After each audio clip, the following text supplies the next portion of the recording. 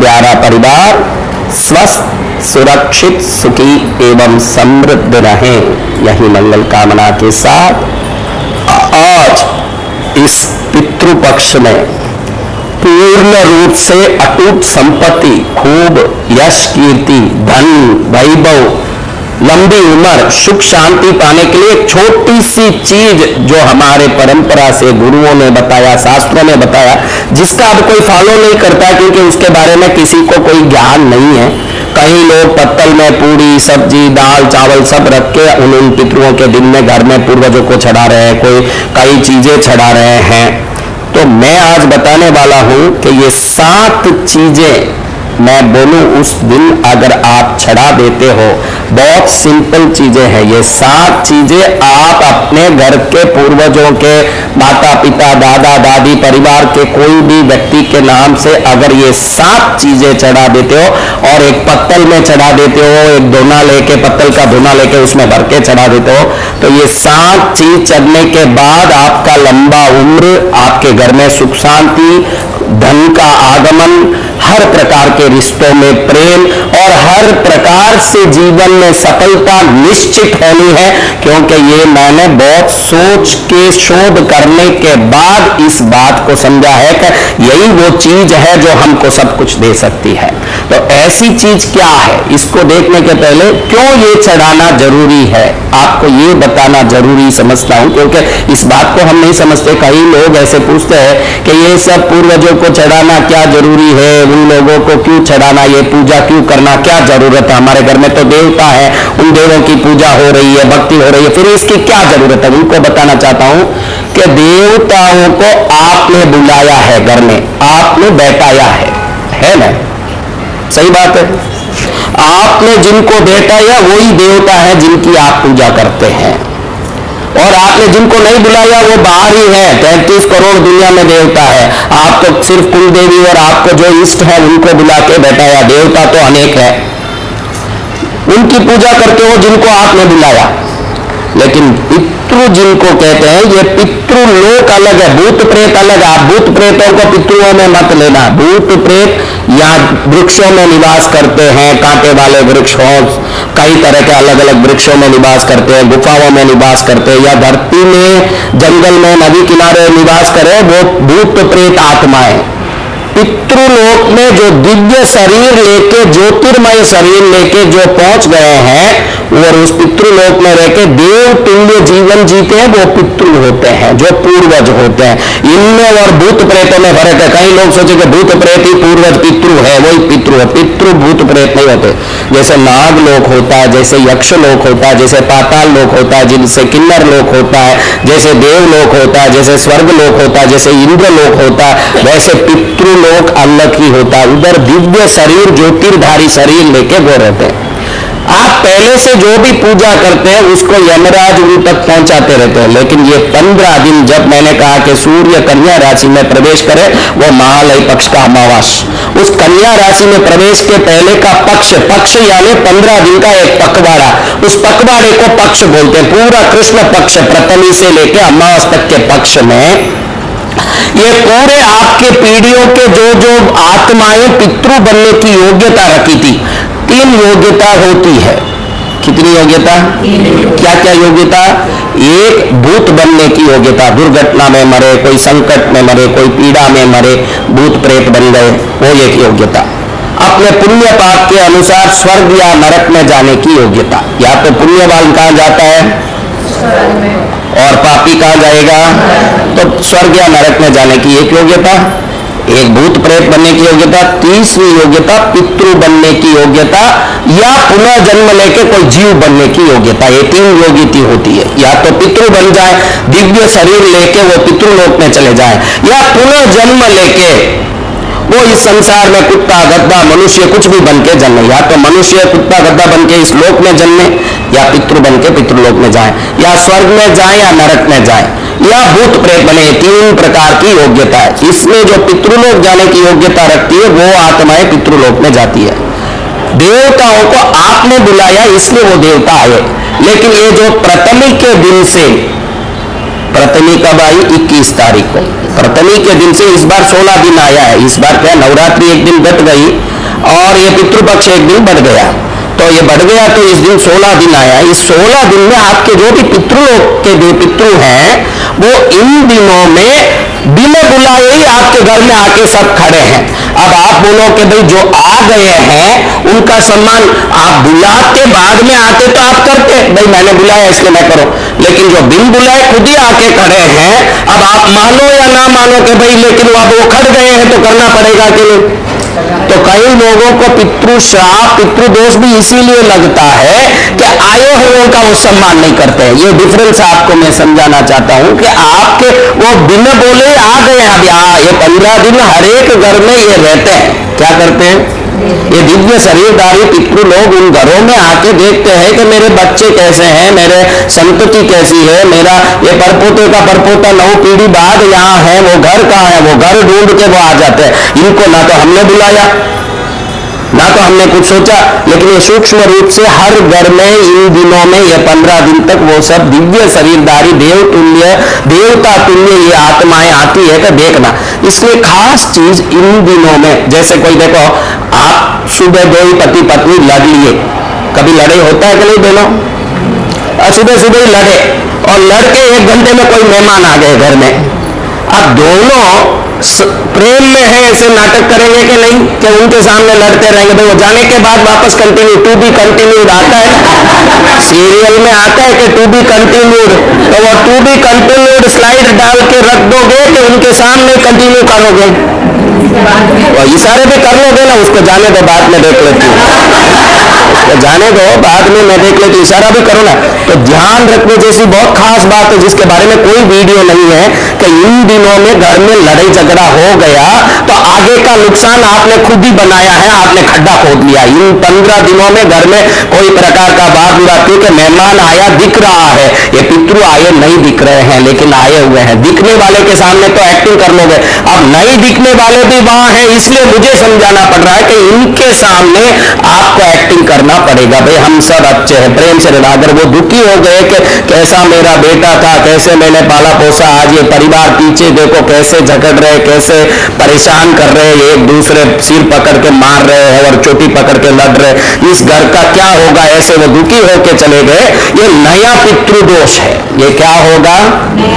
नया पितृदोष उत्पन्न होगा। और मैंने कल ही बोला कि आप तर्पण करना नहीं, श्राद्ध नहीं करना, दान जरूर करो उनके नाम से। भाई जो भी हमारे पूर्वज है, जो महाशक्तियां पितृशक्तियां ज्योतिर्मय शक्तियां हमारे परिवार की रक्षा करती है, उन सबकी खुशी के लिए, उन सबके आशीर्वाद के लिए मैं ये छत्री दान करूं, मैं ये कपड़ा दान करूं, मैं ये चप्पल दान करूं, ऐसे विभिन्न दान करके इसको आप जरूर लाभ में बदल सकते हैं। क्योंकि आप मानो या ना मानो जो चीज है वो है, उसको आपको फिर आप कुछ नहीं कर पाओगे। इसलिए ऐसी चीजें जिसके कारण हमारा भला हो सकता है। क्यों? देखो किसी देवता को आपने पकड़ा तो आप 50 लाख 25 लाख 12 लाख जाप करके रिझाओगे तब वो सिद्ध होगी ना, खुश होके कुछ देगी।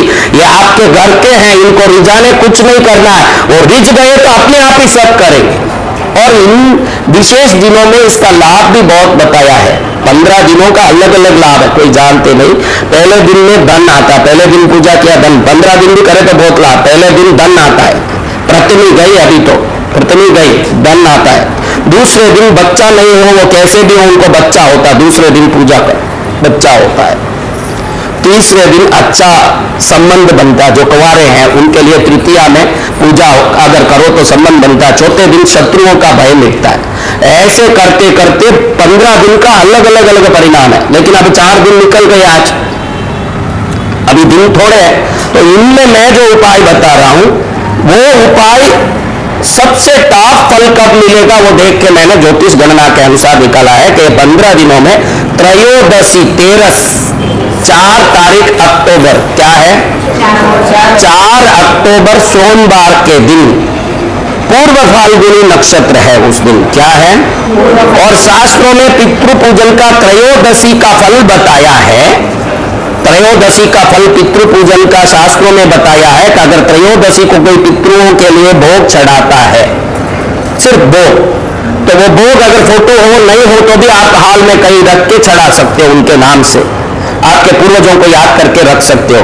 वो बहुत विशिष्ट निर्धारित किया कि यही चढ़ाना चाहिए। और त्रयोदशी को ये चढ़ाता है तो त्रयोदशी को मैंने जैसा बोला कि भाई प्रथमी के दिन धन मिलेगा, द्वितीया के दिन बच्चा होगा, चतुर्थी के दिन शत्रु नाश होगा। ऐसे त्रयोदशी 13 के दिन अगर करते हो तो लंबा उम्र, खूब धन का आगमन, घर में सुख शांति, रिश्तों में प्रेम, यश कीर्ति वैभव और जो इच्छा करो वो कार्य सिद्धि सब बताया है 13 को। लेकिन वही चीज जो चढ़ाओ तो ये सिद्ध होता। आप सोचो कि पूरी चढ़ाओ ने, दाल चढ़ाओ ने, सातों में पूरी दाल वाला हो तो अपन एक भोजन के निमित्त उनको चढ़ाते हैं। इसमें बताया कि ये चीज चढ़ाओ तो पितृ खुश हो जाते हैं। वो 7 चीजें हैं।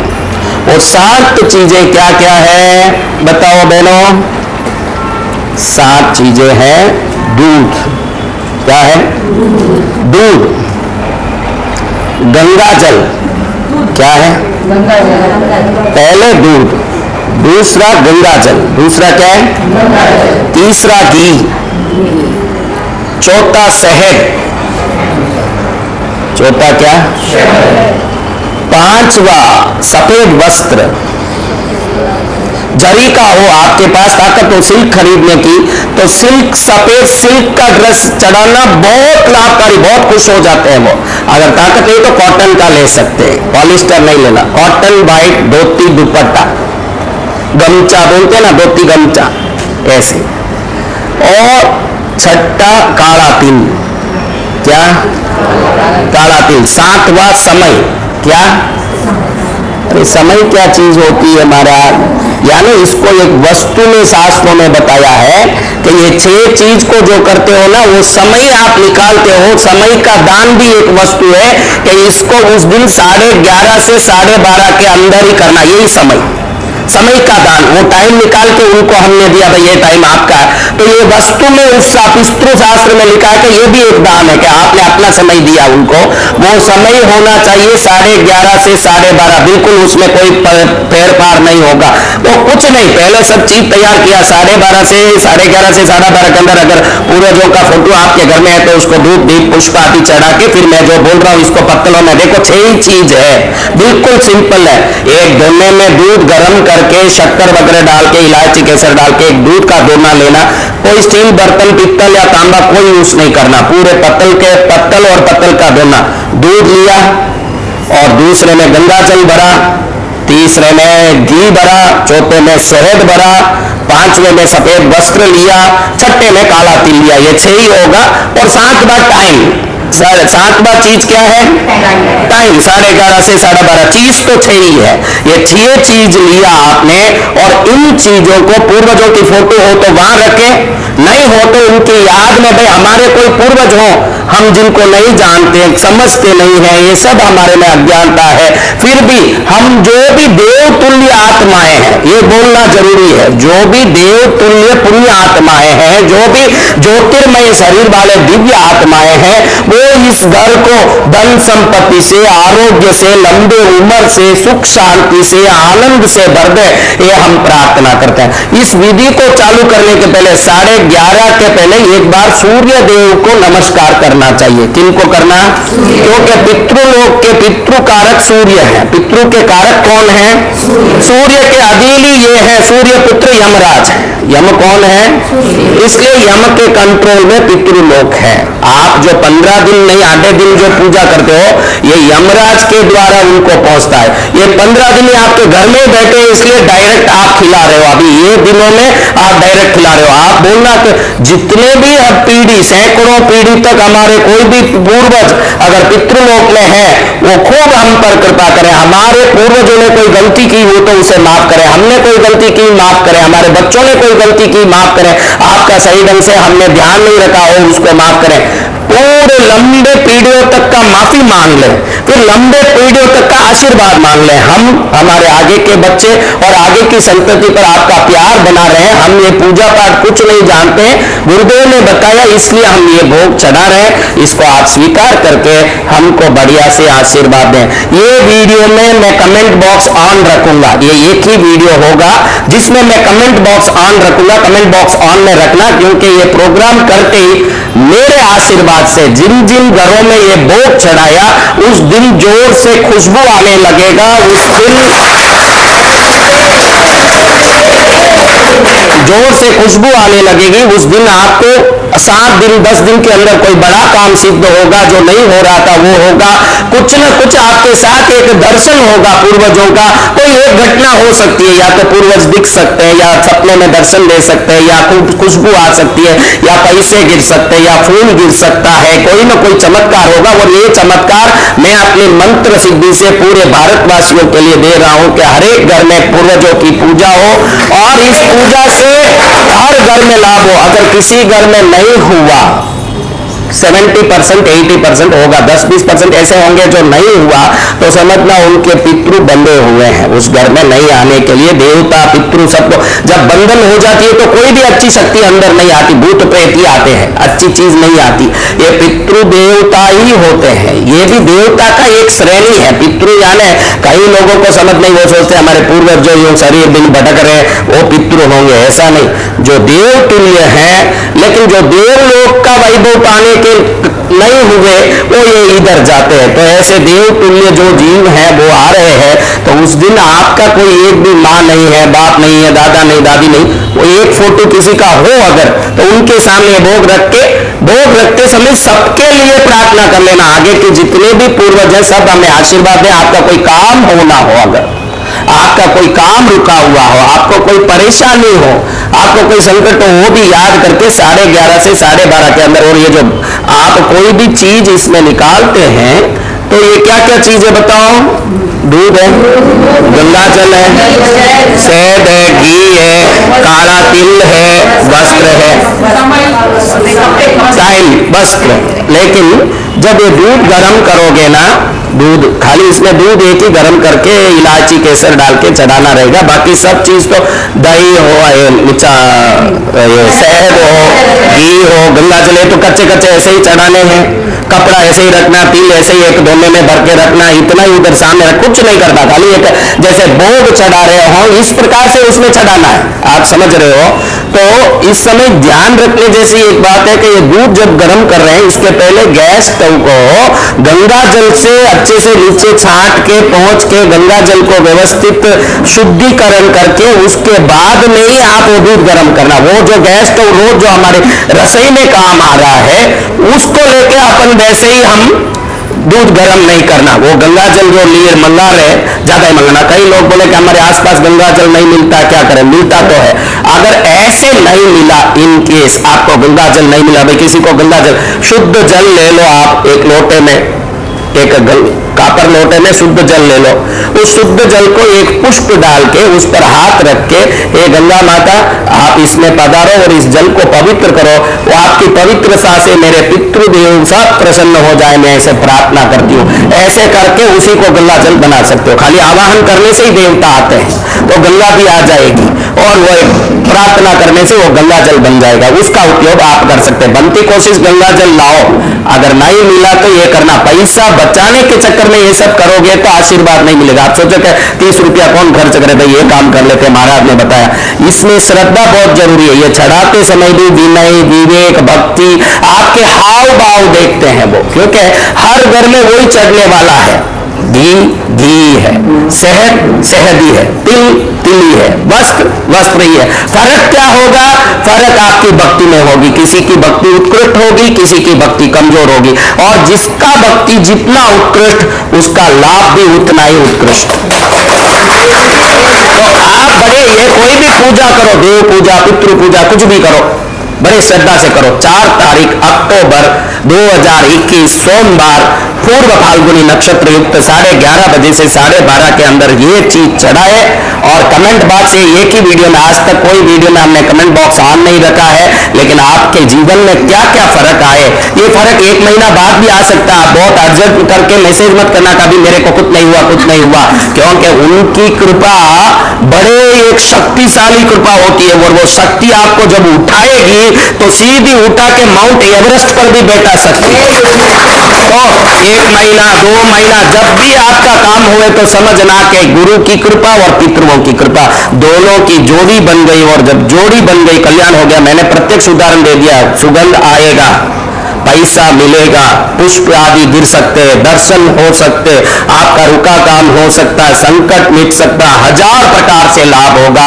और ये हजारों लाभ आप सबको मिले, मैं साधना के बल से हर एक को ये शक्ति मिले। ऐसे उनके भारत में जितने पितृओं हैं, जितने भारत में घर हैं, उनमें जो जो मानते हैं उन सबके घर में ये पितृ पूर्वज जाएं और सबको लाभ देके ये पूजा ग्रहण करके बाद में वापस अपने पितृ लोग जाएं, ऐसी प्रार्थना करते हुए इस भोग को जो चढ़ाया आपने, जो चढ़ा दिया, इसको आप किसी ब्राह्मण को बाद में दान दे सकते हैं। वस्त्र सहित, वस्त्र धोती होनी चाहिए, उसके साथ ये पूरा घी है, शहद है, दूध है, और उसको जो उपयोग करना करेगा, जो करेगा उसके हाथ में दे देना ब्राह्मण को।